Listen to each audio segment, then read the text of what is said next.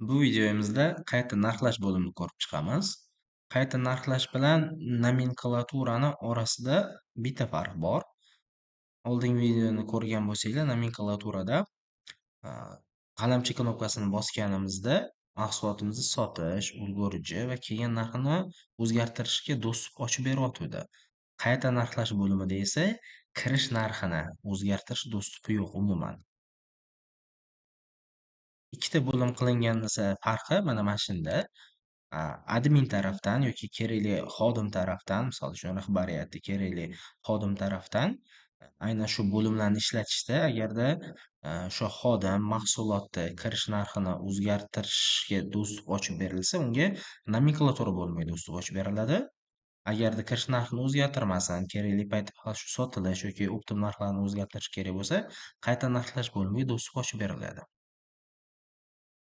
Ratsiz bir xil bo'ladi. Nomenklatura bilan kerakli tovarga bizada shakarni misol qilib olamiz. Shakarni qalamcha knopkasi bosilyapti, ulgurji yoki sotish narxi ochilyapti. 16 mingdan 18 mingga o'zgartirdik. Galchik knopkasi bosilyapti. Xuddi shunaqa oyna chiqyapti, faqat bu yerda izoh yozish imkoni ham bor. Saqlash knopkasini bosdik, mahsulot o'zgardi. Mana bu knopkani bossak, aynan shu tovarga tegishli to'liq istoriyani ochib beradi. Qaysi do'konda, qaysi mahsulot, qaysi shtrix kodda kelgan narxi, ulgurji narxi, sotish narxi qaysi biri o'zgargani. 16 ming 18 ming sotish narxi o'zgartirildi. Boya izoh yozganimizda bu bo'limga tushardi.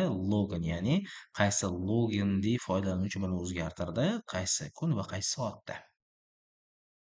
Shu ma'lumotlarni beradi. Srazi tarix bo'limini ham bu yerda ko'rsatib ketaman. Tarix bo'limi o'zini ichiga nomenklatura va qayta narxlash bo'limlaridek o'zgartirilgan mahsulotlarini istoriyasini, ya'ni tarixini ko'rsatib yig'ib boradi.